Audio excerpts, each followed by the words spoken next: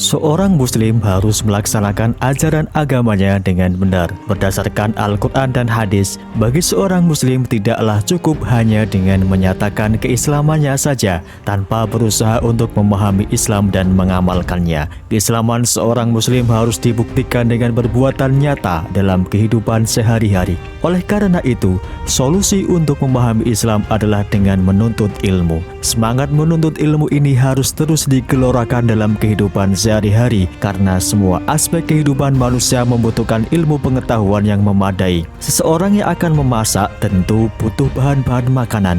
Bahan tersebut harus dibeli dengan uang. Uang didapatkan dengan cara bekerja. Suatu pekerjaan harus ditopang dengan ilmu pengetahuan. Itulah rangkaian kehidupan manusia terkait kebutuhannya pada ilmu. Dari sini bisa disimpulkan bahwa ilmu merupakan sarana untuk meraih kebahagiaan hidup di dunia dan akhirat.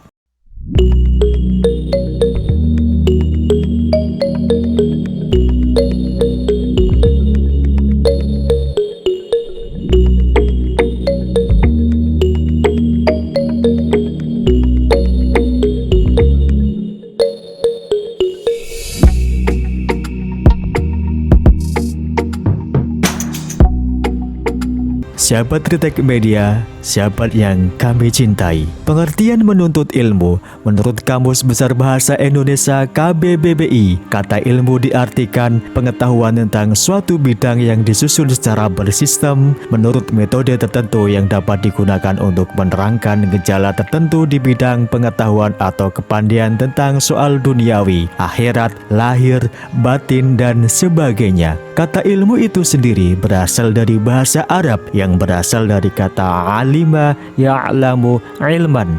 Alima merupakan kata kerja yang artinya mengetahui. Selanjutnya, Quraisy Shihab dalam buku Menyingkap Tabir Ilahi menjelaskan makna ilmu adalah suatu pengenalan yang sangat jelas terhadap suatu objek. Artinya adalah bahwa sesuatu yang digambarkan tersebut sangat jelas sehingga tidak menimbulkan keraguan.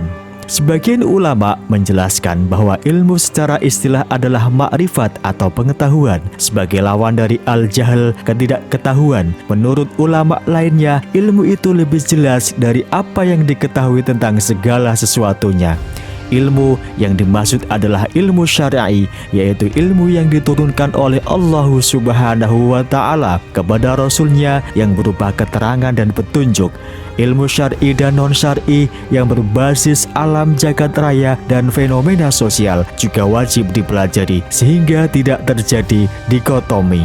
Oleh karena itu, yang dimaksud dengan ilmu adalah kumpulan dari pengetahuan tentang sesuatu, sementara yang dimaksud dengan menuntut ilmu adalah suatu usaha yang dilakukan secara sadar untuk memperoleh pengetahuan dengan tujuan untuk mengubah seorang dari tidak tahu menjadi tahu, mengubah perilaku ke arah yang lebih baik sehingga seorang tersebut memiliki kecakapan bukan hanya bersifat intelektual melainkan juga yang bersifat sosial dan religius, karena pada dasarnya dengan memiliki ilmu menjadikan seorang mendapatkan jalan untuk mendapatkan kebenaran. Klasifikasi ilmu dilihat dari hukum mempelajarinya. Ilmu dibagi menjadi dua, yaitu ilmu fardhu ain. Ilmu fardhu ain merupakan ilmu yang wajib dipelajari oleh setiap muslim. Biasanya disebut dengan ilmu agama. Ada tiga unsur utama dari agama, yaitu akidah, syariah, dan akhlak. Seorang muslim wajib mengetahui ilmu yang berkaitan dengan rukun iman, rukun Islam, sehingga seorang muslim mampu memahami dan melaksanakan amalan yang benar dalam kehidupan sehari-hari, baik yang terkait dengan Allah Subhanahu wa Ta'ala maupun yang terkait dengan manusia dan lingkungannya. Seorang yang memahami dasar-dasar Islam dan keesaan Allah, esensi dan sifat-sifatnya atau tauhid, akan terhindar dari perilaku syirik. Seorang yang mengerti dan memahami ilmu Al-Quran akan mudah baginya membaca Al-Quran sesuai dengan kaidah tajwid, memahami arti dan kandungan isinya. Demikian pula seorang yang mengenal Nabi Muhammad SAW, sunnah dan kehidupannya akan menjadikan Rasulullah SAW sebagai suri tauladan dalam kehidupannya. Yang kedua, ilmu fardu kifayah. Jenis ilmu yang fardu kifayah adalah ilmu yang apabila sudah ada dari sebagian muslim mempelajarinya, maka sudah gugur kewajiban muslim lainnya. Di antaranya ilmu yang dibutuhkan manusia untuk urusan dunia, yaitu ilmu yang merujuk kepada ilmu-ilmu sains yang diperoleh melalui pengalaman, pengamatan, dan penelitian seperti kedokteran, fisika, kimia, biologi, astronomi, geografi, antropologi, sosiologi, matematika, pertanian, ekonomi, dan lain sebagainya. Dari sudut pandang manusia, dua jenis ilmu tersebut baik yang fardu ain maupun fardu kifayah harus diperoleh melalui perbuatan secara sadar, karena tidak ada ilmu yang bermanfaat tanpa amal yang lahir dari ilmu tersebut.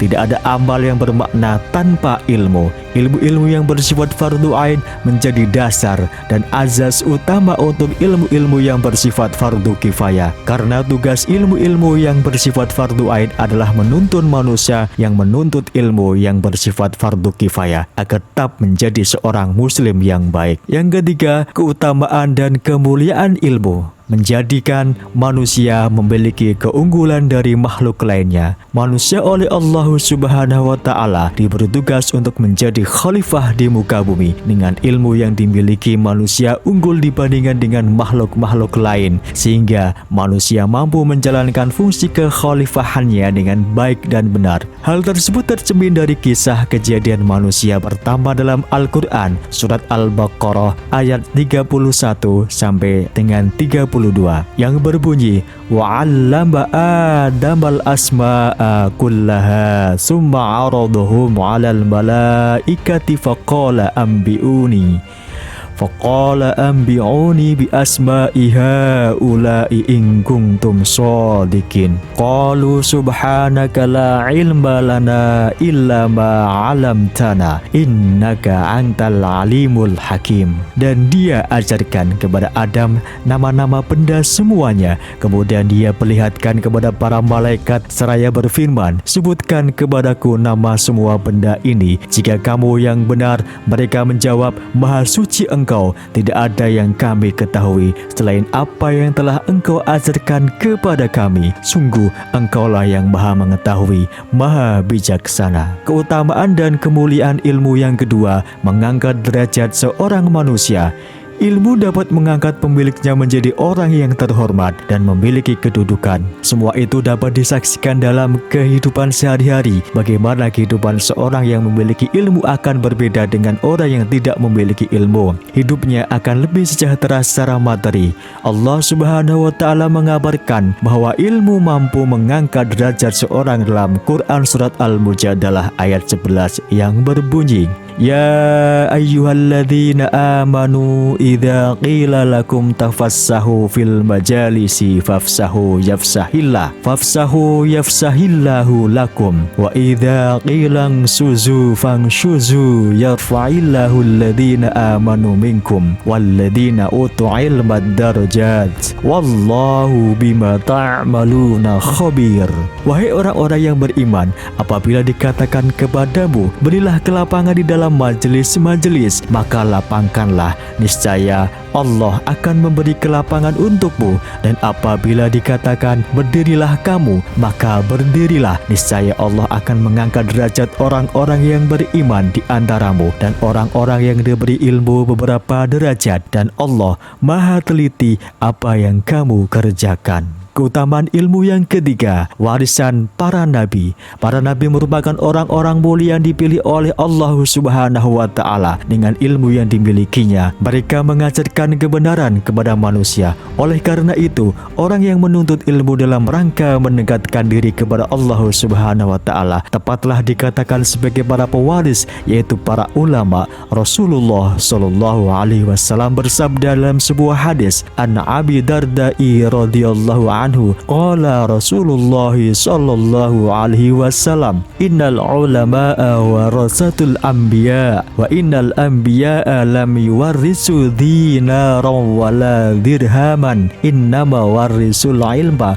faman khada bihi faqad akhada bi khadin wafir. Dari Abu Darda radhiyallahu anhu, Rasulullah sallallahu alaihi wasallam bersabda, sesungguhnya ulama itu pewaris para nabi, dan sesungguhnya para nabi itu tidak pernah mewariskan dinar dan tidak pula dirham, tetapi mereka mewariskan ilmu. Maka siapa mengambilnya, sungguh telah mengambil bagian yang besar.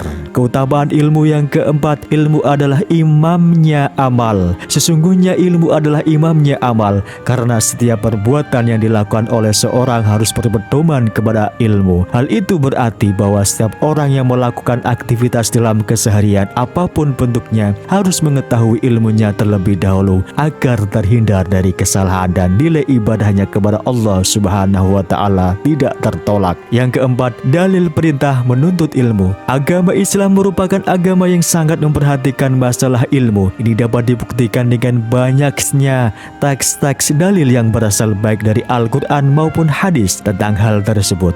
Konteks dalilnya pun beraneka ragam. Ada yang sifatnya memberi dan menjelaskan anjuran, ada juga yang menyebutkan keutamaan-keutamaan ilmu dan menuntut ilmu, serta celaan terhadap orang-orang yang tidak berilmu. Salah satunya adalah tentang anjuran menuntut ilmu, yaitu Quran Surat At-Taubah ayat 122 yang berbunyi, "Wa ma kanal mu'minuna liyanfiru kaffah, falaula nafaru min kulli firqatin minhum ta'ifatul liyatafaqahu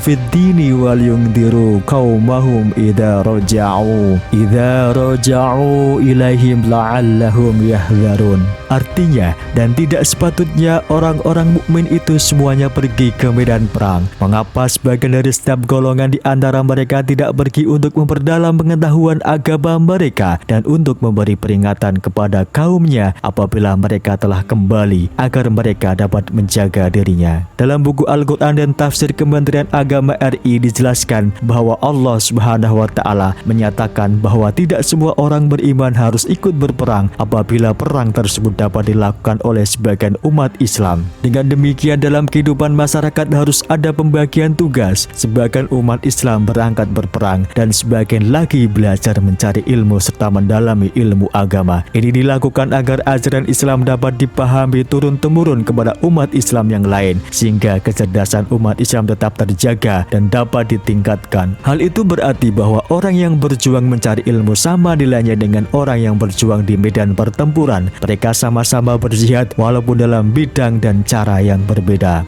Tujuan menuntut dan mendalami ilmu agama adalah untuk mencerdaskan umat dan mengembangkan ajaran Islam supaya dapat disebarluaskan dan dipahami semua oleh orang yang ada di masyarakat. Pada kenyataannya, di dalam kehidupan bermasyarakat tidak semua umat Islam mampu mendalami agama Islam terkait dengan kesibukan profesinya. Oleh karena itu, harus ada sebagian dari umat Islam yang menggunakan waktu dan tenaganya untuk menuntut ilmu dan mendalami ilmu-ilmu agama. Dengan demikian, proses penyebaran ilmu tersebut dan aktivitas dakwah Islam tetap berjalan dengan baik. Kewajiban menuntut ilmu menurut pengertian yang tersurat dari Quran Surat At-Taubah ayat 122 adalah ilmu dalam bidang agama yang berisikan sistem dan ajaran keimanan dan peribadatan kepada Tuhan yang Maha Kuasa, serta tata cara berhubungan dengan pergaulan sama manusia dan lingkungannya. Oleh karena itu, setiap ilmu pengetahuan yang bermanfaat dan dapat mencerdaskan kehidupan umat Islam dan tidak bertentangan dengan norma-norma agama wajib untuk dipelajari. Oleh karena umat Islam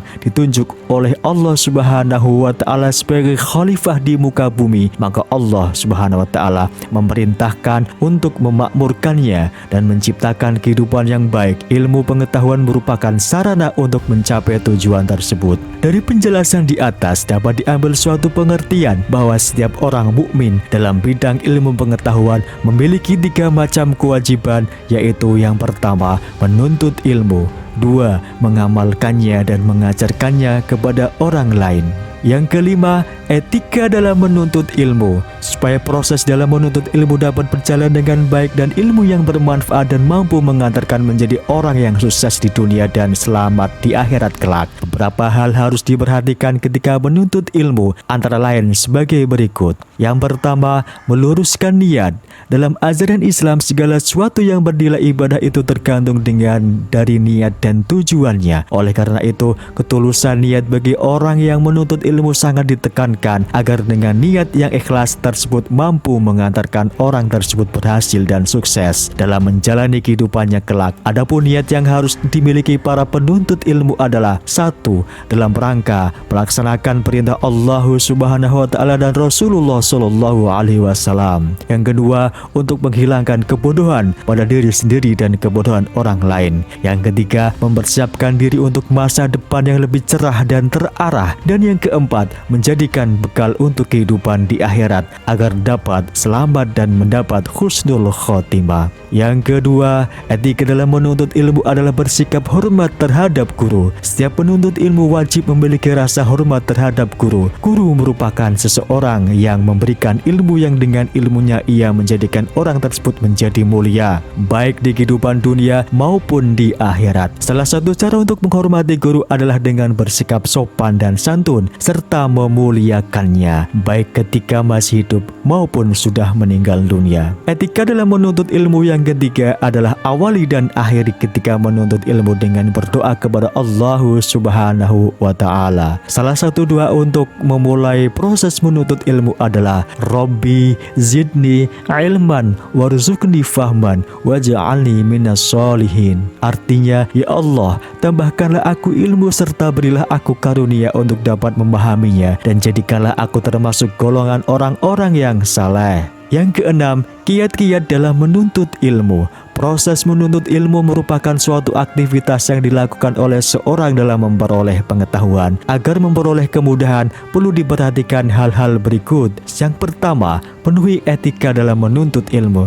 Seorang yang menuntut ilmu harus meluruskan niat hanya karena Allah Subhanahu wa taala. Berdoa kepada Allah Subhanahu wa taala setiap memulai dan mengakhiri pembelajaran serta memuliakan guru. Jika ada sikap tidak menyukai guru atau mendoliminya, akan sulit menerima ilmu yang bermanfaat yang sudah diberikan oleh guru. Yang kedua, hindari perbuatan maksiat. Berbuat maksiat merupakan salah satu penghalang dalam menuntut ilmu, karena dengan berbuat maksiat membuat seorang menjadi tidak fokus tentang apa yang dipelajarinya. Yang ketiga, mengamalkan ilmu yang sudah didapat. Pada hakikatnya, sebuah ilmu itu ada pada pengamalannya, karena dengan mengamalkannya berarti seorang sudah mengerjakannya. Hal ini berarti seseorang tersebut sudah mendapatkan ruh dari apa yang dilakukannya. Yang keempat, memiliki semangat, kesungguhan, dan tidak mudah putus asa. Kesungguhan dalam menuntut ilmu merupakan suatu keharusan bagi seorang penuntut ilmu. Kesiapan jiwa dan raga dan pengorbanan waktu, tenaga, serta biaya merupakan bagian dari kesungguhan. Yang kelima, mau mengajarkan kepada orang lain. Mengajarkan ilmu yang sudah dikuasai kepada orang lain pada hakikatnya adalah memelihara ilmu tersebut supaya tidak hilang dan tetap ada dalam diri. Mengajarkan ilmu yang bermanfaat kepada orang lain merupakan salah satu bentuk amal jariah seorang muslim. Ilmu yang bermanfaat itu sendiri adalah ilmu yang diamalkan dan diajarkan pada orang lain. Dengan begitu pula berarti orang tersebut sudah memiliki andil mengentaskan kebodohan. Yang keenam, pelajari biografi orang-orang yang ternama dalam menuntut ilmu. Baca dan pelajari biografi para ulama dalam menuntut ilmu sehingga dapat mengetahui bagaimana perjuangan dan kesulitan mereka dalam menuntut ilmu. Dengan mempelajarinya, diharapkan ada inspirasi bagi penuntut ilmu agar bersemangat dalam mencari ilmu. Yang ketujuh, hikmah menuntut ilmu. Salah satu ibadah yang mulia adalah menuntut ilmu. Keutamaan bagi orang yang menuntut ilmu banyak disebutkan baik dalam Al-Quran maupun dalam hadis. Adapun ilmu yang wajib dipelajari adalah ilmu syar'i. Sementara selain ilmu syar'i, hukumnya tergantung pada kemanfaatan ilmu tersebut bagi umat Islam. Bila ilmu tersebut dapat menambah semangat untuk belajar Islam dan mendekatkan diri pada Allah Subhanahu wa taala, maka ilmu tersebut sudah menunjukkan keutamaannya. Adapun hikmah bagi orang yang menuntut ilmu adalah sebagai berikut. Yang pertama, menjadi orang yang takut hanya kepada Allah Subhanahu wa taala. Dalam Quran surat Al-Fatir ayat 28, Allah Subhanahu wa taala berfirman, "Wa minan nasi wad-dawabi wal an'ami mukhtalifun alwanuhu kadzalik innama yakhsyallaha min ibadihil ulama innallaha azizun ghafur."